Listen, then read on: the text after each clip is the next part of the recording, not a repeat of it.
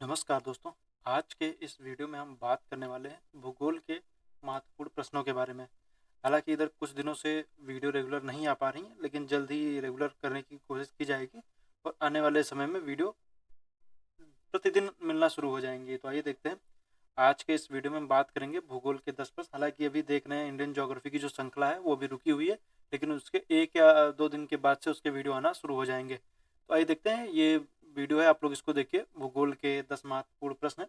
इन प्रश्नों के जरिए आप अपना एक तरीके से कह सकते हैं, अपना आकलन कर सकते हैं कि आपकी तैयारी किस राह पे चल रही है, मतलब कैसी तैयारी चल रही है उसको आप अंदाज़ा लगा सकते हैं। तो आइए देखते हैं, बात करेंगे हम सबसे पहले क्वेश्चन नंबर 1 की बात करेंगे।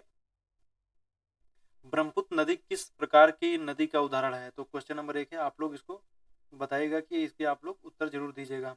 आखिर जो मैं क्वेश्चन कर रहा हूँ इनके उत्तर दीजिएगा। तो ब्रह्मपुत्र नदी किसका उदाहरण है? तो ब्रह्मपुत्र नदी की अगर हम बात करेंगे तो ब्रह्मपुत्र नदी किसका उदाहरण है?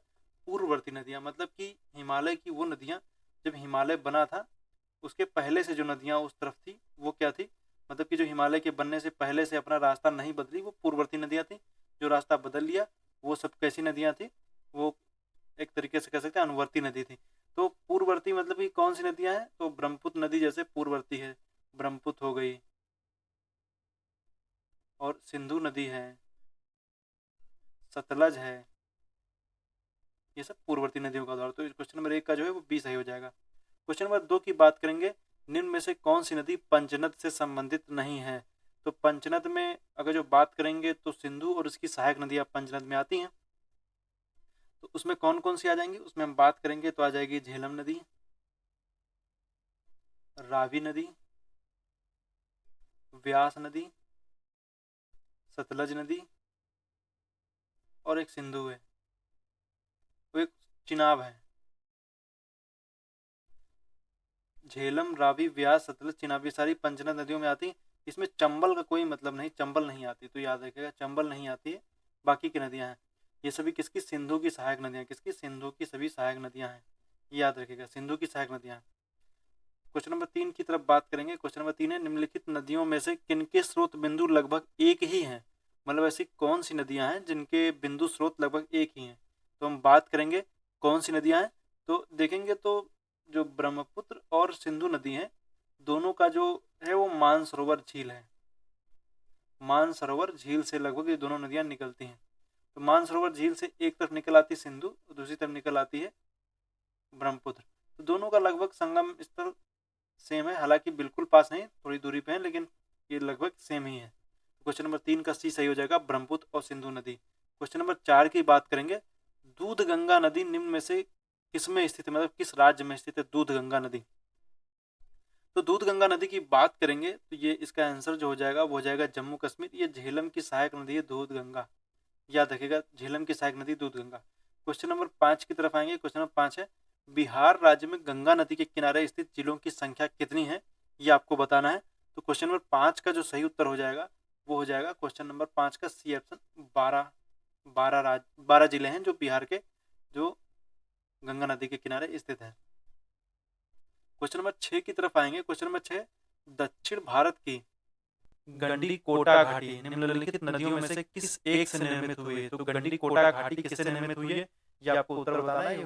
आप इसका उत्तर बताइए, तो इसका उत्तर जो हो जाएगा वो सही हो जाएगा पेन्नार नदी, पेन्नार।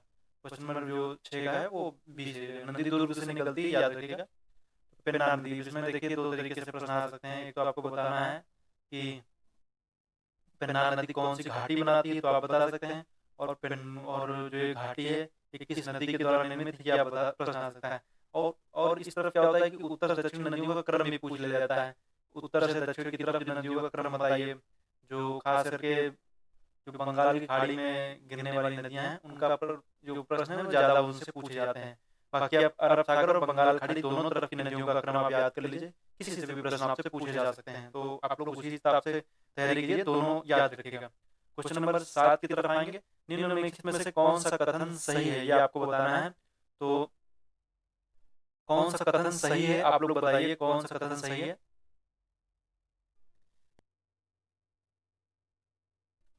तो क्वेश्चन नंबर 7 का जो है वो सही आंसर क्या हो जाएगा? क्वेश्चन नंबर 7 का जो सही उत्तर हो जाएगा वो हो जाएगा क्वेश्चन नंबर 7 का ए ऑप्शन सही हो जाएगा।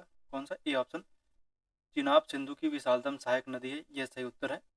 अब इसमें देखिए सतलज नदी की घाटी कुल्लू नहीं, ये व्यास नदी है। जास्कर जो है वो बाएं किनारे से मिलती है, दाएं से नहीं मिलती है। और चिनाब नदी का उद्गम क्षेत्र सिपकिला दर्रा नहीं है, तो ये सारे ऑप्शन गलत, ये वाला ऑप्शन सही। क्वेश्चन नंबर 8 की तरफ आएंगे, हिमालय की नदियों की प्रमुख विशेषता क्या है। अब देखिए विशेषता इनमें से और भी हो सकती है, लेकिन प्रमुख विशेषता की बात करेंगे तो उनमें पानी जो है वो लगातार बहता रहता है, मतलब सदा नीरा है। कैसी है, सदा नीरा है, मतलब हमेशा लगातार इनमें पानी बहता रहता है। तो क्वेश्चन नंबर 8 का जो है वो बी सही हो जाएगा। क्वेश्चन नंबर 9 की तरफ आएंगे, दामोदर कोयला क्षेत्र में किस प्रकार की अपवाह प्रणाली पाई जाती है। तो इसका उत्तर क्या होगा, क्वेश्चन नंबर 9 का आप लोग कमेंट करके बताइए। क्वेश्चन नंबर 9 का जो उत्तर सही हो जाएगा वो कैसा हो जाएगा, वो आंसर हो जाएगा जालीनुमा। कैसा है, जालीनुमा उत्तर सही हो जाएगा।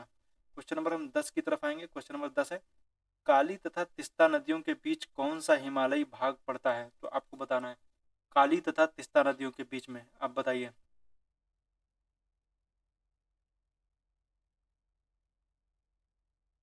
तो इसके बीच में आंसर जो इसका सही हो जाएगा वो हो जाएगा नेपाल हिमालय।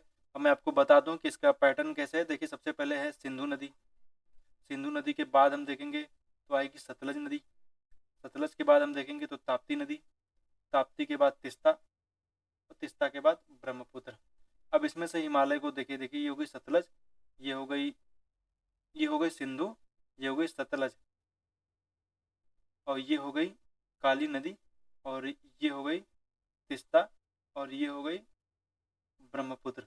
अब इनके बीच में हिमालय देखिए, इनके बीच में पड़ता है पंजाब हिमालय, इसके बीच में पड़ेगा कुमायूं हिमालय, कुमायूं हिमालय।